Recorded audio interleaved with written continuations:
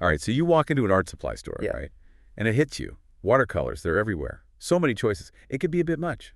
It's true. You think, oh, watercolor, so simple, so peaceful. But then tubes, pans, brushes galore. It's like, where do you even start? That's why we're doing this deep dive. We're tackling watercolor essentials, especially for all of you amazing listeners out there who are always up for trying new creative things. We're diving deep into getting started with watercolors, your essential guide from Art News on Irish Art Mart. It's a great article, but even a great article can leave you wondering why these specific supplies. Right. It's one thing to have a shopping list, but it's another to understand why you need, like, specific watercolor paper. Can't it just use, printer paper? That's where the real knowledge comes in. It's about understanding how those materials will affect your art. Like the difference between paint tubes and pans. The article mentions both. But why would you choose one over the other? Exactly. Say you want to capture a vivid sunset, all those intense colors, right? You need a way to get those rich, concentrated pigments onto your paper. That's where tubes come in. So it's like having a tube of pure sunset. Exactly. They're great for large washes of color, or if you need a specific color mixed and ready to go. Pans, on the other hand, they're like watercolor's best travel buddy. That makes sense. Way easier to take a little tin of pans to a park or on a trip or something than lugging around a bunch of tubes. Right, and there's something kind of magical about seeing that little pan of color come to life when you add water to it. I can imagine. So we've talked about the paints themselves, but then there's the whole world of how do you even choose a brush? Round, flat. Well, what's a mop brush? Help. Okay. Don't worry, you don't need a PhD in brushes to get started with watercolors.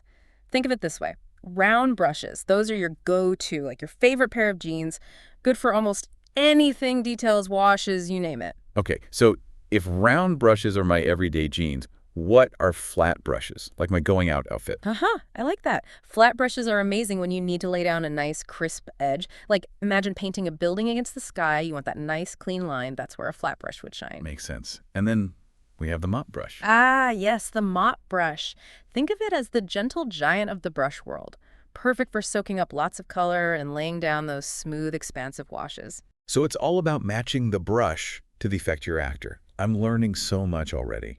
And just as important as the brush is the surface you're painting on. You might think, oh, paper is paper, but watercolor paper, it's in a league of its own. Okay, I'll admit I've totally been guilty of just using any old paper that's lying around. Why is watercolor paper so special? What makes it different? It's all about how the paper handles water, which is kind of important for watercolor painting. Regular paper, it would just buckle and warp with all that water. Watercolor paper, though, it's thicker, it's more absorbent. It's designed to hold those watery washes beautifully without turning into a soggy mess. That makes a lot of sense. It's like purpose-built for the job, right? Exactly. And here's where it gets even more interesting. Okay, you can't just leave me hanging with more interesting. What else is there to know about watercolor paper? It's not just one type of paper, right? You've got options. Let's talk about hot-pressed paper. Hot pressed. Yeah. Imagine, like, a sheet of glass. That's how smooth hot-pressed paper is. If you're into super detailed work, if you want those flawless, even washes where the paint just glides, that's your jam. So like for a botanical illustration with all those delicate lines, hot pressed is the way to go. You got it. Now, say you want a bit more texture, a little bit of happy accident in your washes. I'm into happy accidents. Then cold-pressed paper is your new best friend. Think of it like a fine-grained drawing paper, a little bit of tooth to grab the paint. Create some subtle variations in your washes. So cold pressed adds a touch of texture, while hot pressed is all about that smooth operator vibe. What if I'm feeling extra adventurous? Well, for the true adventurer, there's rough-grained paper. It's the most heavily textured of the bunch.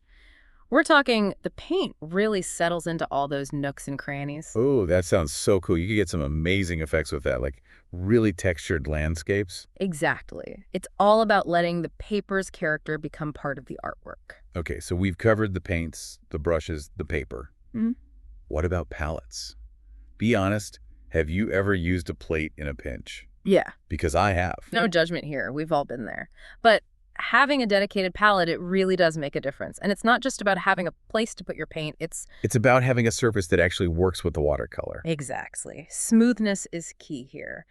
You want your paint to mix effortlessly, no getting caught in grooves or anything, and you need enough wells to hold all those gorgeous colors. Right, because watercolor is all about layering those transparent washes, so you need separate areas to mix. Okay, that makes total sense. And speaking of making life easier, the blog post also mentions some extra tools. Masking tape, a dedicated water container, paper towels. Are these really essential, or are we talking bonus points here? They might seem like small things, but honestly, they can be total game changers, especially when you're first starting out. Let's talk about masking tape. Okay, masking tape. I use that for everything. Well, with watercolor, think crisp edges. Those can be tricky to achieve, right? But masking tape lets you create those sharp lines with ease. It's like magic. No more blurry lines. I'm sold. Exactly. And then a dedicated water container. I know it sounds a bit picky. It's about keeping your water clean. Right. Exactly. You don't want your washes getting muddied by old paint. Clean water means bright, vibrant colors. Okay, let's talk brands. The article mentioned a few big names: Winsor & Newton, Daniel Smith, Sennelier. Ooh, those sound fancy. What makes them stand out from the crowd? Think of it like this: each brand has its own personality. Winsor & Newton, they're like that reliable friend. I like those. Right. Winsor & Newton are known for their quality pigments and a huge range of colors. Great all-rounder, especially for beginners. So that's your tried and true, always a safe bet. I like it. What about Daniel Smith? Daniel Smith. They're the adventurous type. They're known for their unique pigments. We're talking iridescent shades, pigments made from actual minerals. Hold on, from minerals. How does that even work? It means you can find colors with a depth and complexity you won't see anywhere else. They even have a pigment made from genuine jade. Imagine the earthy green you could get from that. Okay, that's seriously cool. So Daniel Smith for when you're feeling adventurous with your color palette. Got it. What about Sennelier? Sennelier is like that luxurious friend, the one who always shows up with the good stuff. Sennelier is known for their vibrant colors, their smooth application, and the secret ingredient, honey. Wait, honey? In watercolor? What? Tell me more. Honey acts as a humectant, which means it helps the paint hold on to moisture.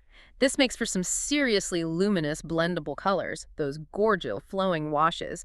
Honey is your friend. It's like a spa day for your watercolors. Okay, I'm loving this. I've got my paint, my brushes, my paper. I even have my fancy new palette. Now what? Time to actually paint. It's funny, right? We start out feeling overwhelmed, and then just by talking through the tools, we're ready to go create.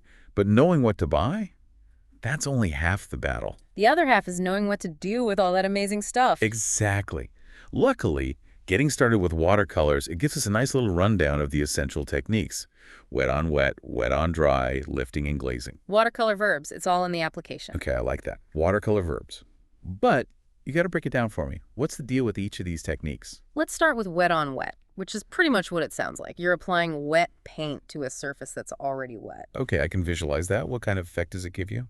This is how you get those dreamy, soft edges, the ones that just scream watercolor. It's all about letting those colors blend together in a really organic way. So if I wanted to paint like a misty morning scene, all atmospheric, wet on wet would be the way to go. You got it. Now, on the flip side, you have wet on dry. So wet paint, but this time it's going onto DRY paper. Ah, okay. So that gives you more control, right? Right. Wet on dry is all about sharper lines, more defined shapes. So wet on wet for soft and dreamy, wet on dry for crisp details.